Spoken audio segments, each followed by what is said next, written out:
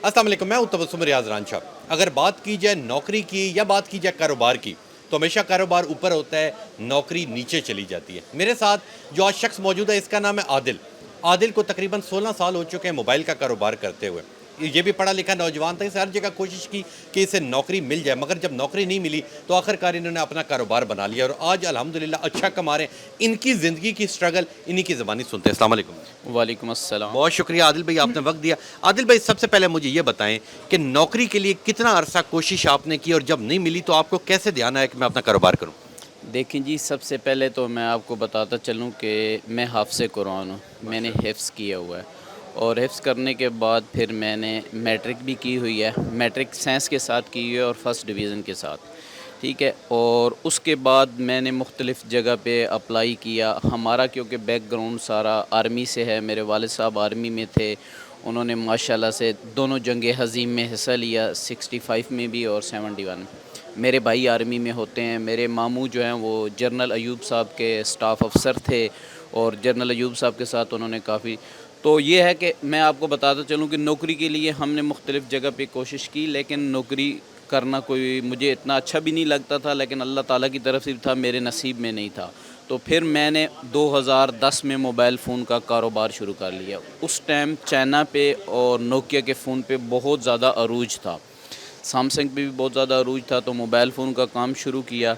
और अल्हम्दुलिल्लाह आज मैं पाक परवरदिगार का बहुत शुक्रगुज़ार हूँ कि इस काम में बहुत बरकत भी दी अल्लाह ने और इस काम से अल्हम्दुलिल्लाह के बहुत ज़्यादा कमाया भी है और सब कुछ बनाया भी है।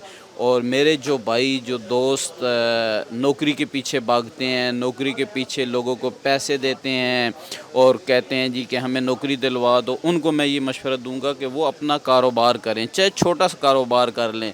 छोटे से छोटा कारोबार भी करेंगे तो उसमें बहुत ज़्यादा बरकत है। जैसे कि सरकार दो आलम हज़रत मोहम्मद मुस्तफ़ा सल्लम की हदीस मुबारक का मफ़हूम भी है कि अल्लाह पाक कमी पेशी माफ़ फरमाए कि कारोबार में जो है वो 90% है और 10% नौकरी में है।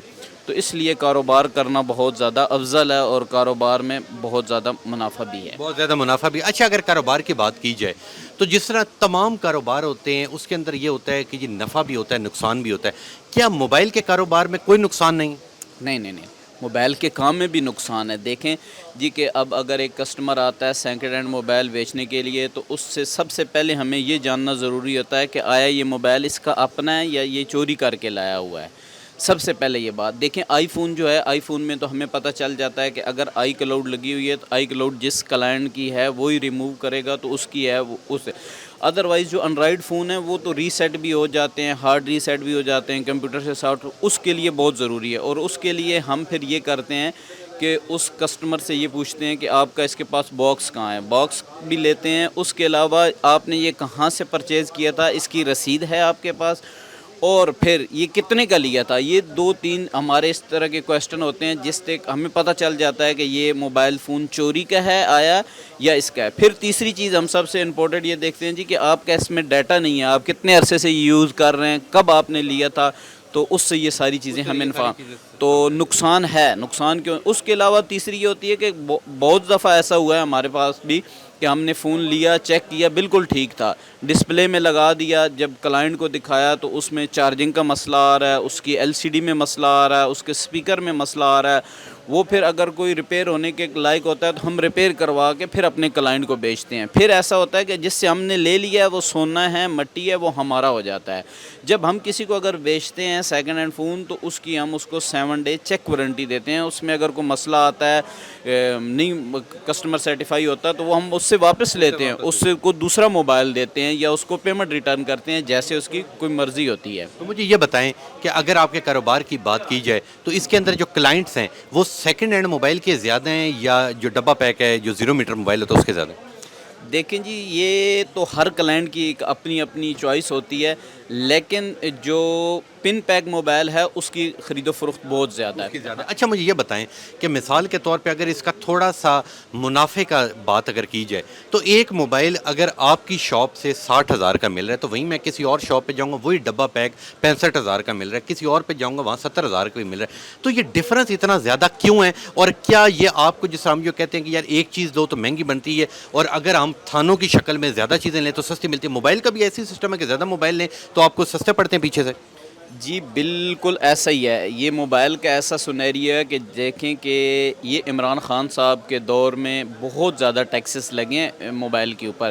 پہلے یہ سارے موبائلوں کی مینوفیکچرنگ, آج بھی آئی فون کی مینوفیکچرنگ امریکہ دوسرے تیسرے سب کنٹریز چائنا سے کروا رہے ہیں, لیکن آئی فون بھی چائنا میں بن رہا ہے سارا کچھ. لیکن ابھی یہ ہو رہا ہے کہ چائنا کی جتنے بھی ہیں وہاں پہ پارٹس سارے چائنا میں بنتے ہیں اور مینوفیکچرنگ ادھر ہو رہی ہے پاکستان میں. ریسمبلنگ جو ہے نا ایم آئی والوں نے جیسے لاہور میں آفس لگایا ہوا ہے, انفینکس والوں کا کراچی میں ہے, اسی طرح مختلف سامسنگ کا بھی لاہور میں ہے تو یہاں پہ. لیکن اس کے باوجود پھر انہوں نے سیل ٹیکس لگائے ہوئے ہیں تو سیل ٹیکس بہت زیادہ ہیں. دوسری جو بات میں کرتا جاؤں گا کہ ریٹ, موبائل فون کے ریٹ کہیں بھی کسی جگہ پہ بھی ایک نہیں ہے. کیوں کہ موبائل فون کا جیسے کہ آپ دیکھیں کہ گولڈ کی ایک مارکیٹ ہوتی ہے, گولڈ کا ایک ریٹ ہے کہ پورے پاکستان میں ایک جیسا ریٹ ہے. تیل کی ریٹ ہے وہ گورنمنٹ بڑھاتی ہے پورے پاکستان میں, چاہے دیہات میں چلے جائیں شہر میں اس ہر پمپ کا الگ ریٹ ہوتا ہے. یہاں پہ یہ ایک بڑا سوالیہ نشان ہے. اس پہ میں حکومت کی کارکردگی سے بھی کہوں گا کہ جتنے بھی لوگ پالیسیاں بنانے والے آئے ہیں انہوں نے اس قسم کی کوئی پالیسی نہیں بنائی کہ یہ ایک ریٹ رکھا جائے. ہونا یہ چاہیے کہ جہاں سے بھی کلائنٹ لے اس کو ایک ریٹ ملنا چاہیے, لیکن یہاں پہ ہر کسی کی اپنی منمانی ہے, ہر کوئی اپنا ریٹ دے رہا ہے. اور اس دور میں مختلف ویب سائٹیں بھی آئی ہیں جو naan P T A mobile اور پی ٹی اے کے ریٹ پہ بیچ کے اور پاکستان میں بہت زیادہ اربوں کا اسکیم کر کے چلی گئی ہیں. ابھی آج کل بھی ایک ایپ آئی ہوئی ہے پرائز ہوئے, تو وہ بھی بہت زیادہ ایسا ہی کر رہی ہے. ان کے فون میں بہت سارے مسائل ہوتے ہیں, وہ دوبارہ پیک کیے ہوئے موبائل سیل کر دیتے ہیں, ایکٹیو موبائل سیل کرتے ہیں, تو کسٹمر کو بڑی پریشانی کا سامنا کرنا پڑتا ہے. اچھا مجھے یہ بتائیں, آخری سوال کی جانب جاتا ہوں کہ مثال کے طور پہ جس طرح آئی فون ہے یا کوئی بھی ایسا موبائل ہے, پہلے آپ کو پتہ ہے کہ بٹنوں والے موبائل ہوتے تھے اس کے پیچھے سے بیٹری نکل آتی تھی کہ جب بیٹری خراب ہوتی تھی. یہ جو اب والے اینڈرائڈ فونز ہیں ٹھیک ہے, اسے کھولیں تب اس کی بیٹری چینج ہوتی ہے. اگر کسی بندے کی بیٹری زیادہ دیر نہیں نکالتی تو آپ کیا ریکمینڈ کرتے ہیں کہ وہ کھلوا کے نئی بیٹری ڈلوائے یا وہ اسے بیچے, کیونکہ کھولنے سے تو آپ کو پتہ ہے اس موبائل کی پرائس گر جاتی ہے؟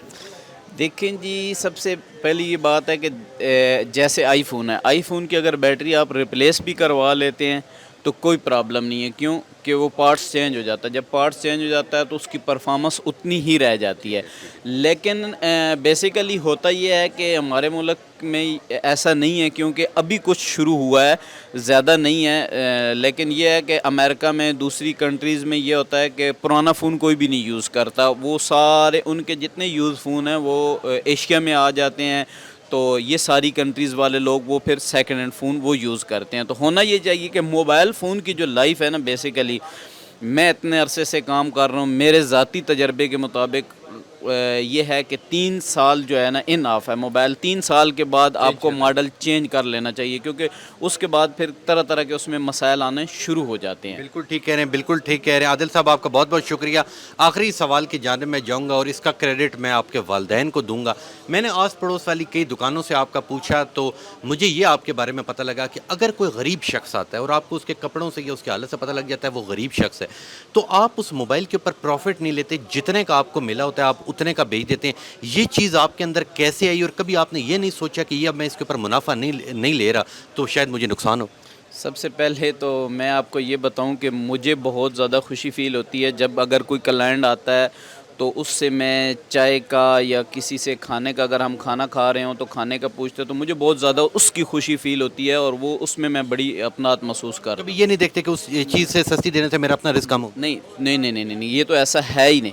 دوسری جو چیز یہ ہے کہ یہ میں دیکھیں کہ ہم الحمدللہ مسلمان ہیں اور اللہ تعالیٰ پہ یقین رکھتے ہیں, اور سرکار دو علیہ وسلم کا ہر ایک فرمان ہمارے لیے من و غن ہم تسلیم کرتے ہیں کہ آپ صلی اللہ علیہ وسلم نے فرمایا کہ اگر صبح آپ کسی چیز پہ 10 روپے لگاتے ہو اور شام کو وہ 10 روپے کی سیل ہو رہی ہے تو وہ آپ کا نقصان نہیں ہے, وہ آپ کی پرافٹ ہے. تو سرکار کے بتائے ہوئے الفاظ کے مطابق میں جب اس چیز پہ عمل کرتا ہوں تو اللہ تعالیٰ ہمیں بہت نوازتا ہے. میں سوچ بھی نہیں سکتا کہ اللہ تعالیٰ ہمیں کہاں کہاں سے اور کیسے رزق دیتا ہے. یہ سارا میرے رب کا کرم ہے, اس میں میرا کوئی نہیں ہے. یہ میرے والدین کی اور میرے پیر و مرشد کی اور میرے مالک کا میرے اوپر احسان ہے. بالکل ٹھیک کہہ رہے ہیں, بہت شکریہ جی, آپ کا بہت بہت شکریہ. یہ عادل صاحب تھے, ان کی زندگی کی آپ نے داستان سنی ہے. سب سے مہنگی چیز ہوتی ہے موبائل, اور موبائل کوئی شخص بھی سستا نہیں دیتا, اور ظاہر سی بات ہے اتنی بڑی شاپ ہوتی ہے, کرایہ ہوتا ہے, بندے رکھے ہوتے ہیں, مگر میں یہ سمجھتا ہوں کہ یہ لاکھوں کروڑوں میں یہ واحد بندے ہیں جو کہتے ہیں کہ جب کوئی غریب شخص آ جاتا ہے, ٹھیک ہے,